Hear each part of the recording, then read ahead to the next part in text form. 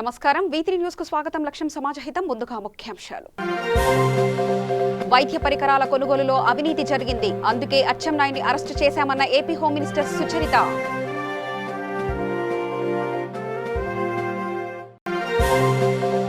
Atchannaidu arrest దుర్మార్గం, మండిపడ్డ TDP నేత చెదలవాడ అరవింద బాబు.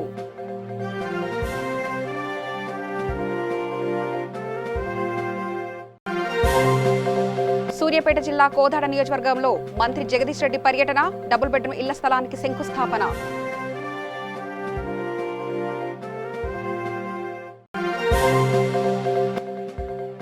కళ్యాణ లక్ష్మి షాదీ ముబారక్ చెక్కులు పంపిణీ చేసిన ఎమ్మెల్యే, అర్హులందరికీ ఇస్తామన్న శాసనసభ్యులు గూడెం మహిపాల్ రెడ్డి. లాభదాయక పంటలు పండించుకోమని సూచించిన తెలంగాణ ప్రభుత్వం, కొత్త పంటల వైపు మొగ్గు చూపుతున్న రైతులు.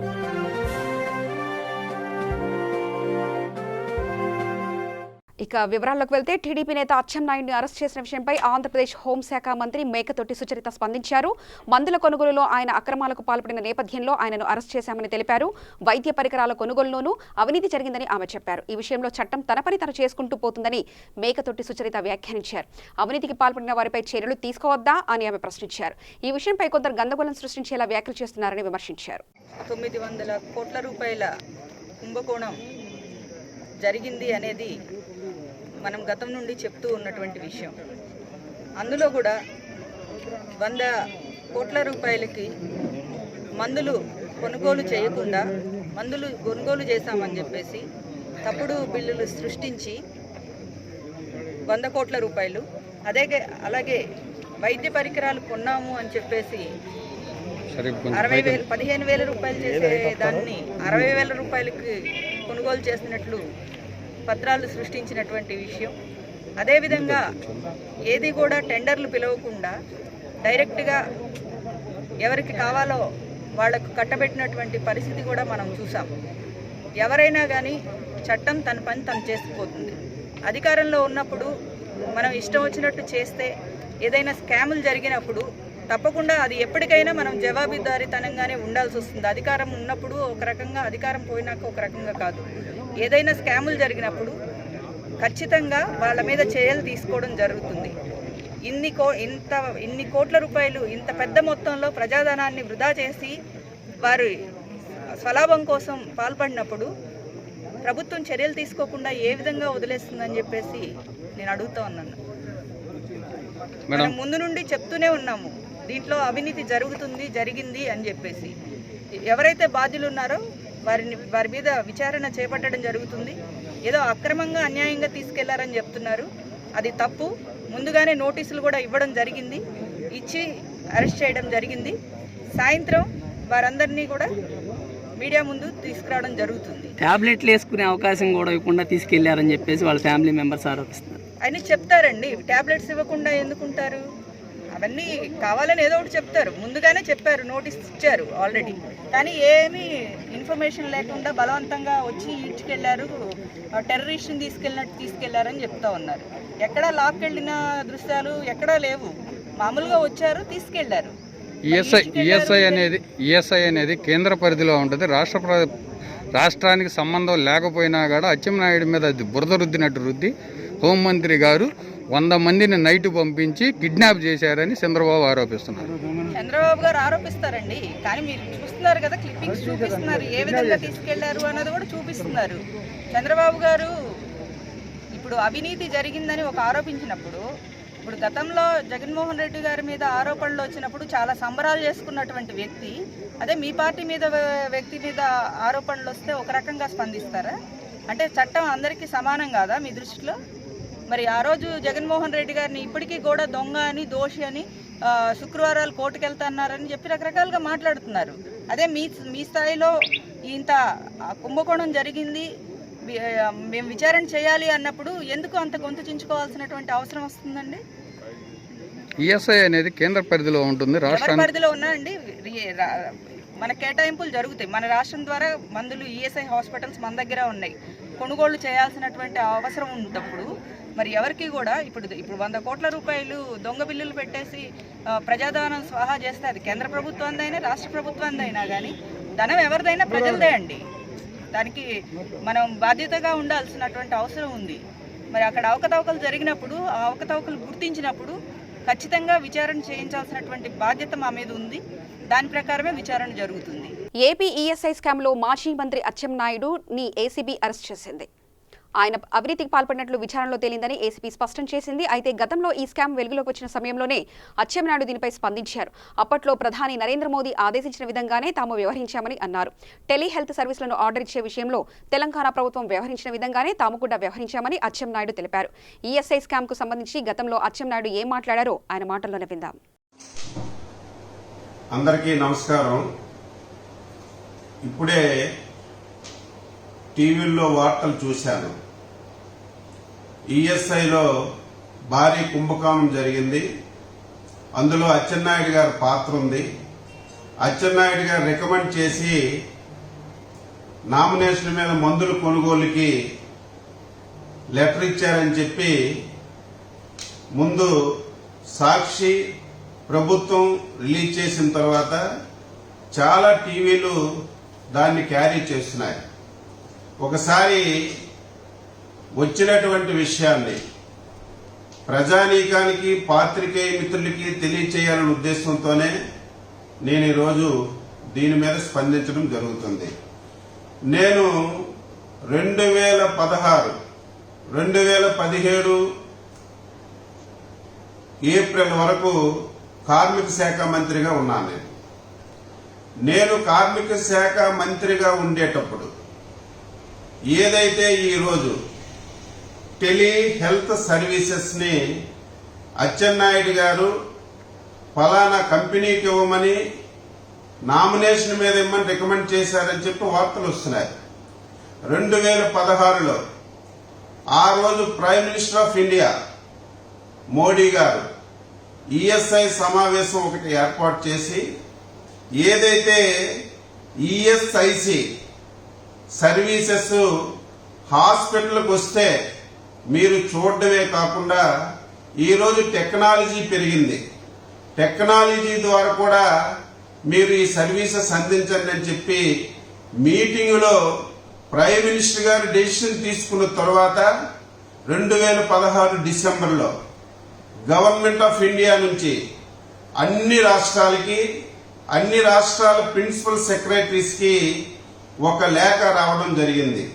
ఆ లేఖ ఉద్దేశం ఏమిటంటే మీ రాష్ట్రాల్లో టెలి హెల్త్ సర్వీసెస్ వీలైనంత తొందరగా అమలు చేయండి అన్ని రాష్ట్రాలకి ఆదేశాలు వచ్చిన తర్వాత ఒకరోజు రివ్యూ మీటింగ్ లో 2016 డిసెంబర్ రివ్యూ మీటింగ్ లో మా అధికారులందరూ కూడా ప్రైమ్ మినిస్టర్ ఆదేశానుసారం కేంద్ర ప్రభుత్వం నుంచి అన్ని రాష్ట్రాల్లో టెలి హెల్త్ సర్వీసెస్ 24 గంటలు కూడా జరిగే విధంగా అమలు చేయమని చెప్పి మీటింగ్ లో పెడితే ఆ మీటింగ్ లో అధికారులు అందరం కలిసి మినిట్స్ రాసి మినిట్స్ లో దీన్ని కూడా మనం అడాప్ట్ చేసుకుందాం గవర్నమెంట్ ఆఫ్ ఇండియా ఆదేశాలని చెప్పి మేము డిసైడ్ చేశాం.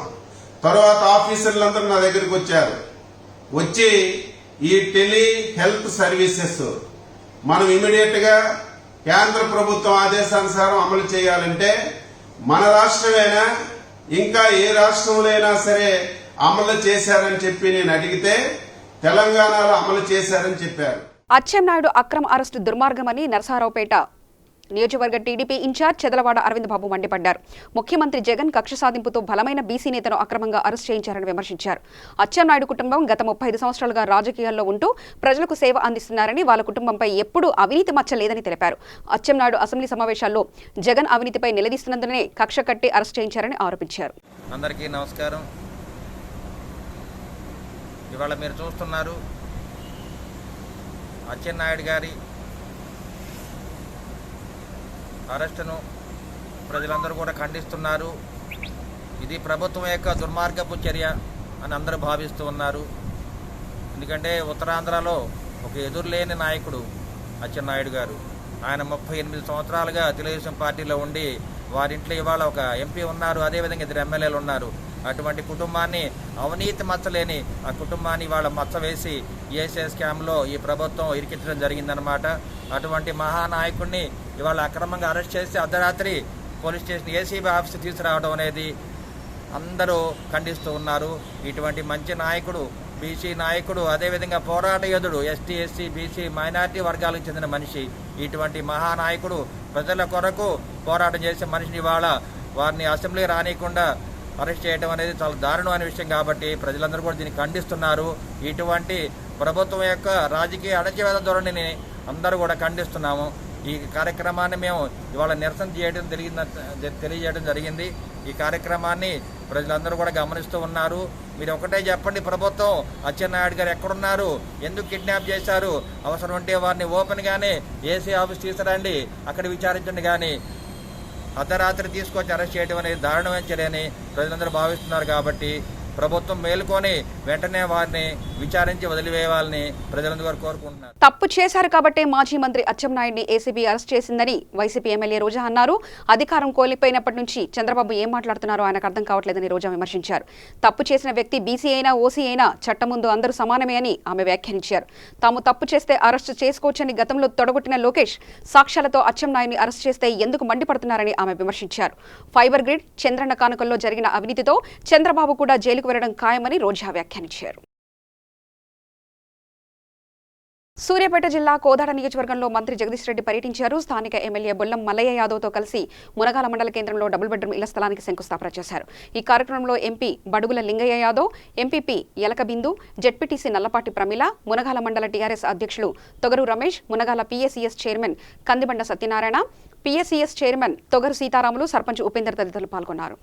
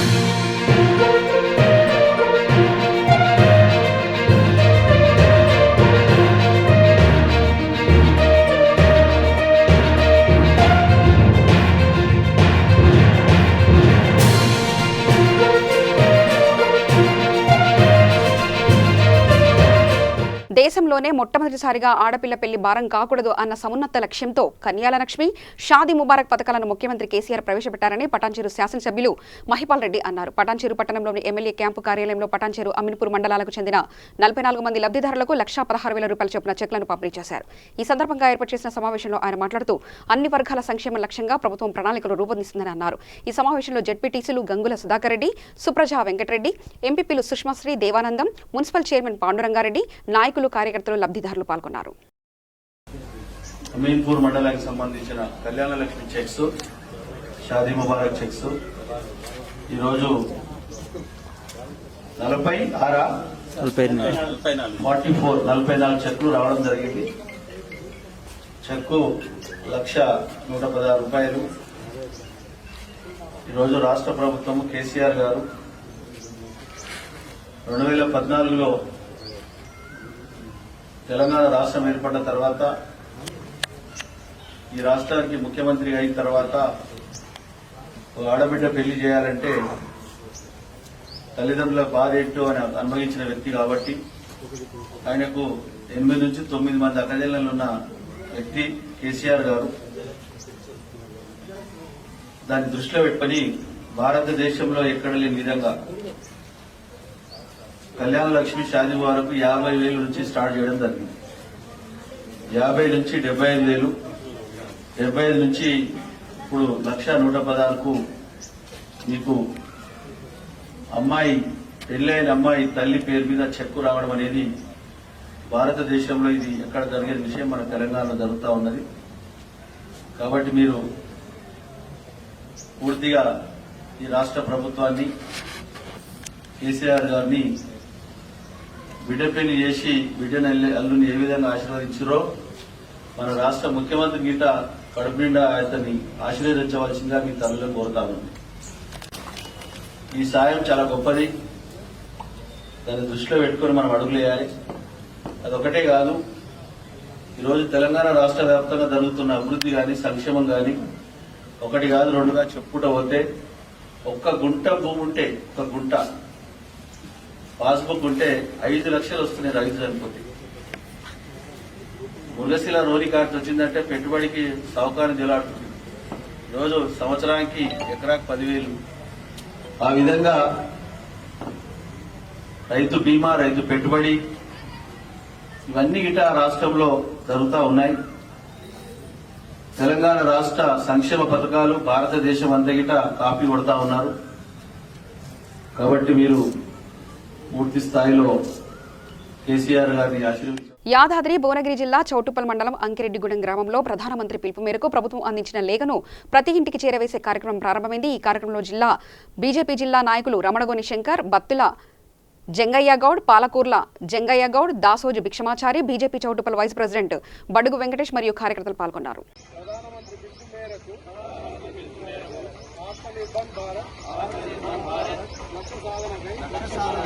ప్రమాణం చేస్తున్నాను. భారత రాజ్యాంగానికి విభక్తులైన పౌరుడిగా నా కర్తవ్యాలను నిర్వహిస్తాను. సమాజంలో జాతీయ ఐక్యత, ప్రజాస్వామ్య విలువలు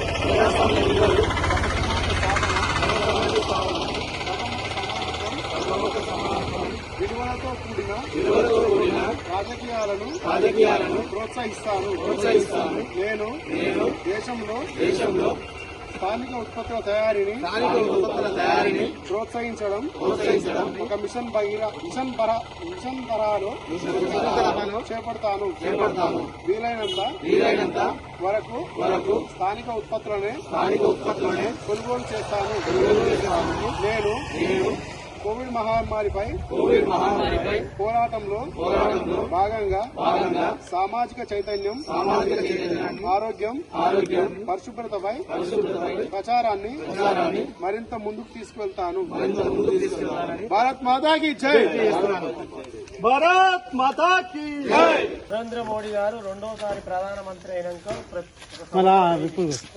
ఆ సంవత్సరం అయిన సందర్భంగా ఈ గత 5 సంవత్సరాలు చేసిన పనులు, ఇప్పుడు చేసిన ఏడాది చేసిన పనులు ఇంటింటికి ప్రతి ఇంటికి చేరేవాళ్ళ మోడీ సార్ ఏం పని చేసిన, ప్రధానమంత్రి ప్రజలకు ఏం పని చేసిన అనే ఉద్దేశంతో చేసిన పనులు ఇంటింటికి చెప్పాలని భారతీయ జనతా పార్టీ కార్యకర్తలందరినీ ఆశీర్వదించాలని మీ ఇంటికి వచ్చి కరపత్రాన్ని ఇస్తున్నాం. చదువు వచ్చినారు అలా చదువు మోడీ సార్ ఏం చేసి ఏమొచ్చినాయి గ్యాసులు అన్ని ఇంటికి. జగిత్యాల జిల్లా మాల్యాల మండలం కొండగట్టు శివార్లో 2017 సంవత్సరంలో చోటు చేసుకున్న సంపత్ కుమార్ అనే వ్యక్తి హత్య కేసును పోలీసులు ఛేదించారు. ఈ ఘటనపై విచారణ చేపట్టిన పోలీసులు మృతుని భార్యను వివరాలు అడగగా ఆమె తన భర్తకు అప్పులు ఉన్నాయని, విపరీతమైన మద్యం సేవిస్తాడని తెలిపింది. ఆ కోణంలో విచారణ చేపట్టిన పోలీసులకు కొన్ని ఆసక్తికరమైన విషయాలు తెలిసాయి. దర్యాప్తు ముమ్మరం చేసిన పోలీసులు వివాహేతర సంబంధాల కారణంగా ప్రియుడితో కలిసి భార్య పథకం ప్రకారం సంపత్ను హతమార్చినట్లు దర్యాప్తులో తేలింది. సంపత్ అడ్డు తొలగించాలనే ఉద్దేశంతో మాల్యాల మండలం కొండగట్టు దైవదర్శనం కోసం వెళ్లిన అతన్ని సాగర్, భార్య స్వరూప సోదరుడు కలిసి హత్య చేసినట్లు పోలీసులు తెలిపారు. ఇతను దుబాయ్ పోయేస్తాడు. దుబాయ్ పోయేసిన తర్వాత ఒక ఇల్లు కట్టుకునే క్రమం లోపల పెంటా సాగర్ అని చెప్పని వీడికి ఒక ఫ్రెండ్ ఉంటుంది. అతని ఏజ్ 35 ఇయర్స్ ఉంటుంది. 300 కాపులు సేమ్ విలేజ్. ఈ ఇల్లు కట్టుకునే క్రమం లోపల వీళ్ళింటికి వచ్చి పోతా ఉన్న క్రమం లోపల వీడు వాడి ఫ్రెండ్ భార్య ఉంటుంది స్వరూప్ అని. ఆ స్వరూపతో ఇల్లీగల్ కాంటాక్ట్ డెవలప్ చేసిన తర్వాత వీడు భర్త లేని సమయం లోపల వీడు అమ్మాయితో పార్టిసిపేట్ చేయటం, తర్వాత ఈ విషయాలన్నీ కొద్ది రోజుల తర్వాత భర్తకు తెలిసి భార్యను నువ్వు ఇట్లని చేస్తున్నావు అని చెప్పి సతాయించడం స్టార్ట్ చేస్తాడు, హరాస్మెంట్ చేయడం స్టార్ట్ చేసిన తర్వాత ఆమె ఏం చేస్తుంది, ఆమె పారామోర్ అయినటువంటి సాగర్ని, ఆ తర్వాత తమ్ముడు ఉంటాడు చింత రాము అని చెప్పాను. వాడికి 30 years ఎవరు తమ్ముడు? రాము, చింత రాము. తమ్ముడు అంటే ఎవరు? ఈడి అమ్మాయికి తమ్ముడు. స్వరూప తమ్ముడు చింత రాము అని ఉంటాడు. చింత రాముతో కలిసి వీళ్ళు ముగ్గురు కలిసి ప్లాన్ చేసుకుంటారు. ఎందుకంటే వీడు సతాయిస్తున్నాడు, చేస్తూ ఉన్నాడు, వీడిని అడ్డు తొలగించుకున్నట్టయితే ఫ్రీగా ఉన్నట్టు ఉద్దేశంతో ఈ 19/11/2017 రోజున ఈ డిసైడ్ పాలెట్ సంపత్ కొండగట్ట టెంపుల్కి వస్తారు. కొండగట్ట టెంపుల్కి వచ్చిన తెలిసిన వాళ్ళే అతను బస్కి వస్తాడు. వీళ్ళు వెనకాల ఎవరు సాగరు, స్వరూప, రాము ఈ ముగ్గురు కారులో వస్తారు. కారులో వచ్చేసి జన్ కార్ ఉంటుంది, ఆ కారులో వస్తారు. వచ్చి ఫస్ట్ కొండగట్ట పైకి ఎక్కుతారు. ఎక్కిన తర్వాత అతను కనబడాలి. సో మళ్ళీ కింది దిగుతాడు. కింది దిగి అక్కడ అంత ఎక్కుతూ ఉంటే ఆ మెట్ల దారి బట్టి బీర్ బాటిల్ పట్టుకొని కాకుండా పైకి పోతూ ఉంటాడు. అని గమనించి ఆయన వెనకాల ముగ్గురు ఫాలో అయ్యి ఆ చెట్ల లోపలికి వెళ్ళిపోతారు. వెళ్ళిన తర్వాత దాని మీద ముగ్గురు పైన పడతారు. పైన పడ్డ తర్వాత ఈ రాము ఏమో చేతులు వెనక్కి పట్టుకుంటాడు. అతని భార్యనేమో జుట్టు పట్టి తల వెనక్కి వంచుతుంది. ఇట్లా పైకి వంచిన తర్వాత వీడు సాగర్ ఏం చేస్తాడంటే అదే బాటిల్ వలగొట్టి గొంతులో ఓడిస్తాడు. గొంతులో ఓడిచిన తర్వాత అక్కడే డెత్ అయిపోతుంది. డెత్ అయిన తర్వాత వాడిని వదిలేసి వీడు అక్కడి నుంచి పొడిచిన బాటిల్ ఇట్లా తెచ్చుకొని కార్లో కూర్చొని వెళ్ళిపోతాడు. సాయంత్రం 4 గంటల ఊరికి వెళ్ళిపోతాడు. వెళ్ళిపోయిన తర్వాత ఈ లోపల మనకు పోలీస్ స్టేషన్ ఇన్ఫర్మేషన్ వచ్చిన తర్వాత అక్కడ మన కేసులో ఇంజరీని బట్టి మర్డర్ అయింది చెప్పని మనకి కేసు కట్టారు. కట్టిన తర్వాత నెక్స్ట్ డే 20వ తారీఖు రోజు మళ్ళీ వాళ్ళ ద్వారా వీళ్ళ ద్వారా విషయం తెలుసుకున్నట్టుగా మళ్ళీ జగిత్యాల హాస్పిటల్కి వచ్చి డిసీజ్ని ఐడెంటిఫై చేస్తారు. బాపట్ల పాత బస్టాండ్ వద్ద ఉన్న శ్రీ వెంకటేశ్వర స్వామివారి ఆలయం పునర్నిర్మాణానికి ఆంధ్రప్రదేశ్ శాసనసభ ఉపసభాపతి కోన రఘుపతి పూజ చేశారు. ఈ సందర్భంగా ఆయన మాట్లాడుతూ ఆలయ పునర్నిర్మాణానికి పూజ చేయడం చాలా ఆనందంగా ఉందన్నారు. ఈ కార్యక్రమంలో పెద్ద సంఖ్యలో స్థానికులు పాల్గొన్నారు. మన బాపట్ల పాత బస్టాండ్లో చేసినటువంటి లక్ష్మీ పద్మావతి సమేత శ్రీ వెంకటేశ్వర స్వామి గారి ఆలయాన్ని మరి పునర్నిర్మించడానికి ఈరోజు మంచి ముహూర్తం కుదిరింది. ఒక మంచి లక్ష్యంతో రాబోయేటువంటి రోజుల్లో స్వామి అనుగ్రహం మనందరికీ ఉండాలని ఆ వెంకటేశ్వర స్వామి కరుణా కటాక్షంతో తప్పకుండా బాపట్ల వాసులందరూ కూడా సుఖ సంతోషాలతో ఆరోగ్య ఐశ్వర్యంతో ఉండాలని ఒక మంచి సంకల్పాన్ని తీసుకొని ఈరోజు బాపట్ల అభివృద్ధిలో భాగంగా మరి కొన్ని మార్పులు చేర్పులు చేస్తున్న క్రమంలో ఈరోజు బాపట్ల జీబీసీ బస్టాండ్లో చాలా కాలంగా జీబీసీ రోడ్డు మీద పాత బస్టాండ్లో ఉన్నటువంటి ఆలయాన్ని తిరిగి మనం పునర్నిర్మించుకోవడానికి ప్రభుత్వం వారు ఇచ్చినటువంటి 2.5 సెంట్ల స్థలంలో మరి 25 లక్షల రూపాయలు కట్టుకోవడానికి వచ్చాం. దాంతోపాటుగా ఈరోజే మొదలుగానే మా బండి రామ్మూర్తి నాయుడు 1 లక్ష రూపాయలు తను ప్రకటించారు. తప్పకుండా రాబోయే రోజుల్లో స్వామి కార్యక్రమం అద్భుతంగా మళ్ళీ ఒక 100 సంవత్సరాలు పైబడే స్వామికి వచ్చిన విధంగా ఆలయం కూడా చక్కగా నిర్మించడానికి ఆలయ కమిటీ వాళ్ళందరూ కూడా ఉద్యుక్తులు అవుతూ ఉన్నారు. మరి ఈరోజు మనం చేసుకున్నటువంటి కార్యక్రమం మరి భూమి పూజ కార్యక్రమం ఈరోజు చేసుకున్నాం. ఈరోజు కలిగినటువంటి నవధాన్యాలు ఒక 10 రోజుల్లో ఆ మొలకలు వచ్చిన తర్వాత మరి దాన్ని ఆవులతో తీసుకొచ్చి మరి దానికి మేతగా ఆ ఆవులన్నీ కూడా దాన్ని గట్టిన తర్వాత ఆ భూమిలో ఉన్నటువంటి గతంలో ఉంటుంది అన్నీ కూడా ఆ లోపలన్నీ పోవాలని అక్కడి నుంచి మనం కట్టుకునేటువంటి దేవాలయం అత్యంత వైభవంగా స్వామి నేరుగా తిరుమల తిరుపతి స్వామి నేరుగా ఇక్కడే వేయించేసేటట్టుగా అంత చక్కగా రాబోయే రోజుల్లో ఈ ప్రాంతంలో ఉండే విధంగా అన్ని జాగ్రత్తలు తీసుకుంటామని తెలంగాణ రాష్ట్ర ప్రభుత్వం లాభదాయక పంటలు పండించుకోమని సూచించిన నేపథ్యంలో రైతులు వివిధ రకాల కొత్త పంటలపై మొగ్గు చూపుతున్నారు. వికారాబాద్ జిల్లాకు చెందిన బస్సుపురం విలేజ్లో రైతులు భారీగా పత్తి పంట పండిస్తున్నారు. మళ్ళీ ఏం పెట్టమన్నాడు? పత్తి ఒక్కటి పెట్టమన్నాడు, వేరే పంటలు పెట్టొద్దు అన్నాడు. జోన్నానికి ఎన్నాళ్ళు పెట్టమన్నాడు, పత్తి అయితే పెట్టమన్నాడు. వీటికి రేటు ఉంటుంది అంటనా? రేటు ఉంటుందో ఉండదో పెట్టమన్నాడు, పెడుతున్నాం. మక్కలు అయితే వద్దన్నాడు. మక్కలు అయితే వద్దన్నాడు. వేరే పంటలు పెట్టుకోండి, ఈసారి మాత్రం మక్కలు వద్దన్నాడు. మక్కలు వద్దన్నాడు. అందుకే మీ ఊర్లో ఎవరు పెడతలేరా, మీరే పెడతలేరా? ఎవరు పెడతలేరు. ఈరోజు అందరు పెడతారా? ఈరోజు అందరు ఈరోజు మొత్తం. మరి కేసీఆర్ మక్కలు పెట్టొద్దు పెడతలేరా? మక్కలు కేసీఆర్ వద్దని మేము పెట్టకొచ్చినాం. అంటే పత్తి పెట్టమన్నాడా? అంటే పత్తికి రేటు ఉండదంటనా? మక్కలకు రేటు ఉండదంటనా? రేటు ఉంటుందంటే అక్కడ 1000 రూపాయల క్వింటల్ ఇస్తానట. గుంటూరు తూర్పు నియోజకవర్గ పరిధిలో ఎల్ఆర్ కాలనీలో సెల్ టవర్ ఏర్పాటు చేస్తుండటంతో స్థానికులు నిరాకరించారు. ఎమ్మెల్యే ముస్తాఫాకు ఫిర్యాదు చేయడంతో అక్కడికి చేరుకొని సెల్ టవర్ ఏర్పాటును విరమించాలని తెలిపారు.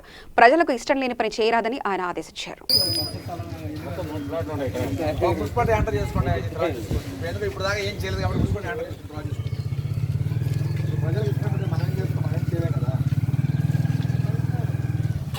జాగ్రత్త, అందరూ జాగ్రత్త. కరోనా సంబంధించి ఎవరికైనా దగ్గు వచ్చినా అంటే బాగా దగ్గు అలా 4 గంటలు వెళ్ళి వెంటనే డాక్టర్ చూపించండి.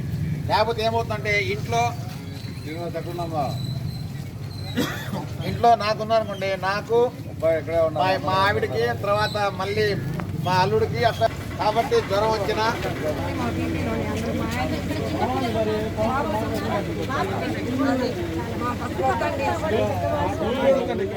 మంచిర్యాల జిల్లా తాండూరు మండల పరిధిలోని వేణునగర్ వద్ద గల సేవాజ్యోతి శరణాలయానికి మమతా తరంగని సొసైటీ సభ్యులు సేవాజ్యోతి శరణాలయానికి అవసరమైన వంటపాత్రలు అందజేశారు. అనంతరం సొసైటీ సభ్యులు మాట్లాడుతూ శరణాలయానికి నిర్వహిస్తున్న దంపతుల ఆలోచనలు సమాజానికి ఆదర్శంగా నిలుస్తున్నాయన్నారు. ఎన్ని ఇబ్బందులు ఎదురైనా వాటిని ఎదుర్కొంటూనే సమాజ సేవల ముందున్న ఈ సేవాజ్యోతి దంపతులకు అభినందనలు తెలియజేశారు. ఈ కార్యక్రమంలో సేవాజ్యోతి శరణాలయం వ్యవస్థాపక అధ్యక్షురాలు శ్రీమతి శ్రీ గజ్జల్లి శ్రీదేవి మల్లేశం, సేవాజ్యోతి విద్యార్థి సేవా ప్రముఖ్ గజ్జల్లి సత్యకేశవ్జిత్, సర్వమాధవ్జిత్, నాగమణి, సౌమ్య, లక్ష్మి, మానసిక వికలాంగులు తదితరులు పాల్గొన్నారు. వాళ్ళకి అవసరమైన సామాన్లు వాళ్ళనందరినీ చూసి వాళ్ళకి అవసరమైన ఇచ్చినందుకు నాకు చాలా సంతోషంగా ఉంది. ఇది నేను ఎప్పుడో 2 months క్రితమే ఇద్దామనుకున్నాను.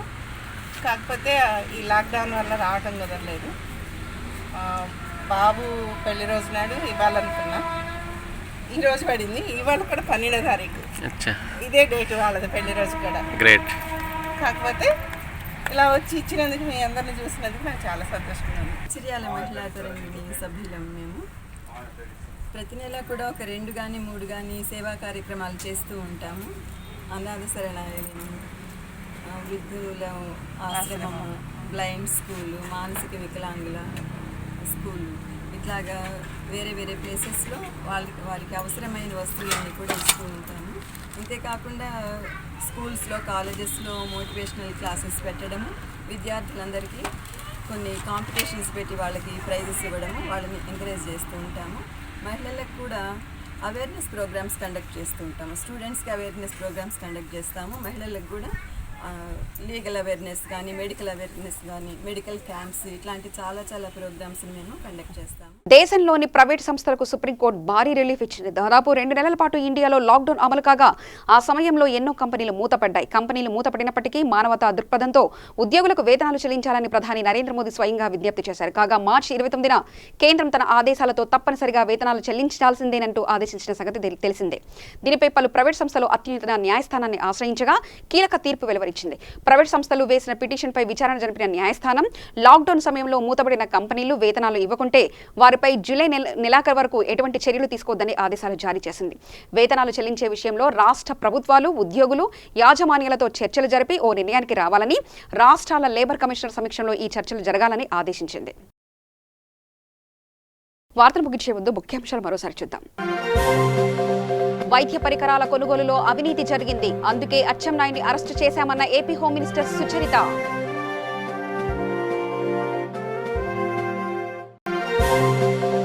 అచ్చెన్నాయుడు అరెస్టు దుర్మార్గం, మండిపడ్డ టీడీపీ నేత చెదలవాడ అరవింద బాబు.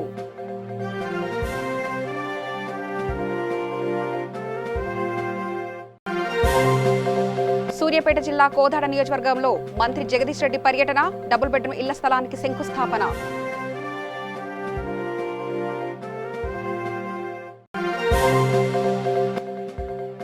కళ్యాణ లక్ష్మి షాదీ ముబారక్ చెక్కులు పంపిణీ చేసిన ఎమ్మెల్యే, అర్హులందరికీ ఇస్తామన్న శాసనసభ్యులు గూడెం మహిపాల్ రెడ్డి. లాభదాయక పంటలు పండించుకోమని సూచించిన తెలంగాణ ప్రభుత్వం, కొత్త పంటల వైపు మొగ్గు చూపుతున్న రైతులు.